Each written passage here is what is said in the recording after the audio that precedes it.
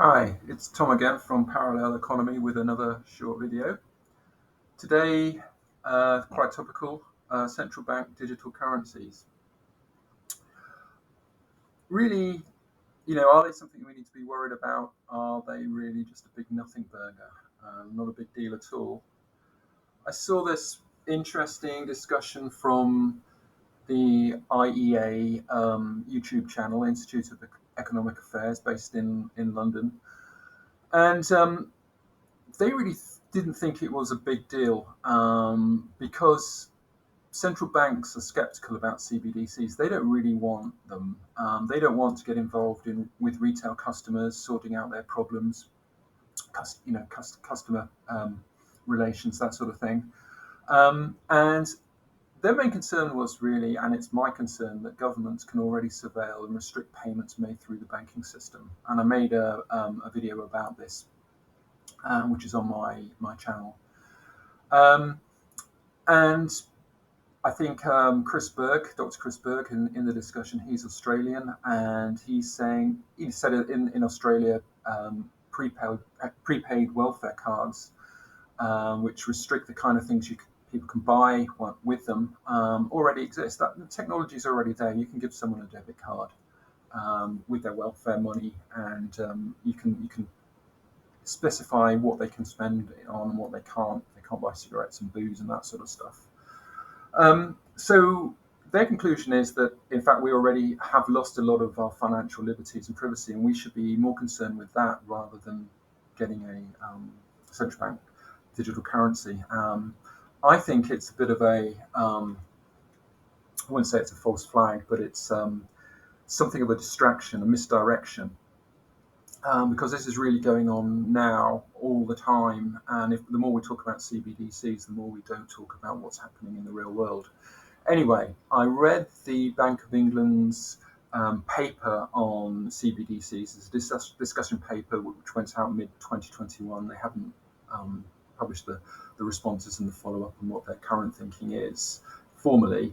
It's called New Forms of Digital Money. And it's quite interesting, really, because it highlights quite a few issues which CBDCs would have for the banking system and the monetary system, and that's what their main focus was on, not the political side of things. So it assumes that CBDCs would be based in sterling, obviously, and backed by sterling assets. It could be a digital wallet provided by existing commercial banks, so they take care of the customer side, and all of those wallets that the individual banks issued would be coordinated by a central ledger, which the Bank of England would own. It could be a stable coin, so a private stable coin issues coins which are backed by Bank of England reserves. But it confirms that the Bank of England doesn't want to get into any consumer-facing issues. But as I mentioned just now, it's mainly concerned with the plumbing of the monetary system and how CBDCs would affect that. And this diagram is in the discussion paper, and I'll just summarise it. The main problem is that if all of our cash deposits, I mean our deposits at the banks migrated over to a central bank digital currency, the banks would lose their access to all that money we give them for virtually free. They give us hardly any interest on it. I looked up the big Bank of England stats, and between households and companies, there's about £2 trillion of deposits at the commercial banks.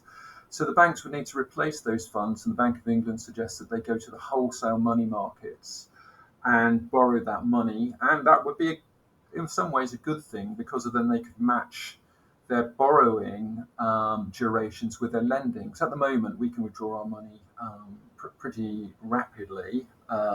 In theory, it's we can withdraw it on demand, but the money they lend out in mortgages and car loans and all that sort of stuff are quite long term, so they're mismatched at the moment. But with this wholesale borrowing, they could match the durations. There'd be less risk of a run on the banks.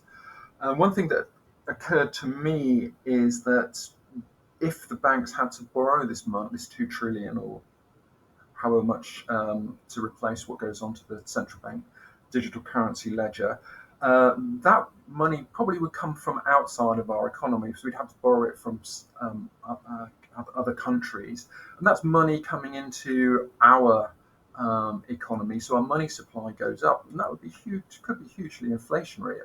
It's not mentioned by the Bank of England, but I'm pretty sure that's the outcome. Um, One of the things that the Bank of England seem to like is that they could have a much more direct impact on the transmission of money, so they could stimulate or slow down the economy in a more direct way, directly to our bank accounts rather than via the short-term money rate which they charge or give to the commercial banks.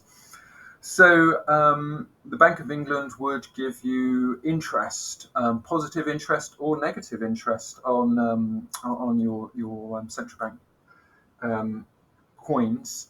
They don't mention where that interest would come from. I guess that they just create it out of thin air.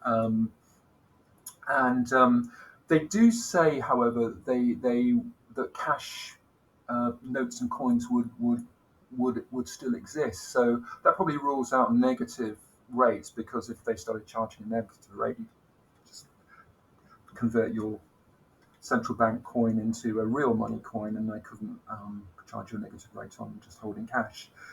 Um, but they don't. Another thing they don't mention is that if they're going to if the commercial banks are going to have to borrow from the wholesale money market, why don't they just pay us interest and encourage us to stay with them rather than go to the central bank?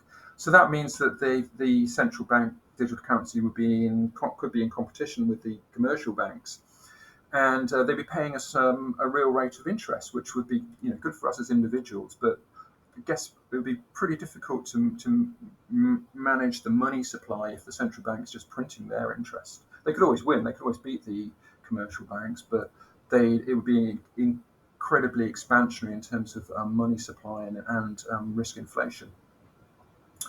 So my conclusions are that CBDCs don't stand up. It looks like they would be a net disbenefit to the public. I think the Bank of England, the House of Lords had a committee that concluded that.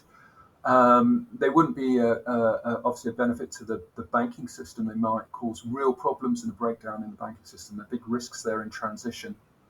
And that transition would take a long time, because it's a big can of worms which is being opened in terms of the banking plumbing that goes on. But that doesn't rule out that governments wanting them for political reasons, so they may force them on us.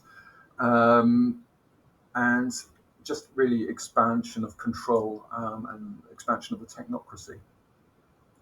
So, in my opinion, CBDCs are a distraction from the increasing restrictions and loss of privacy enacted through the existing banking and wider financial system.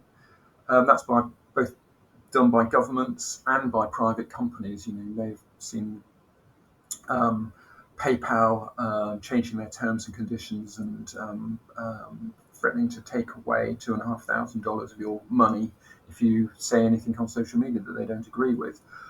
So this is increasing all the time, and the biggest example of that in recent history has been the Canadian truckers, and how individuals were basically closed down, all of their assets, their banking assets frozen, people losing their jobs, etc., because they supported a protest by the truckers. So I think we need to really delve into what's going on and resist what's going on in real time against our financial freedom. That's all for today. I hope that was helpful, and until next time, goodbye.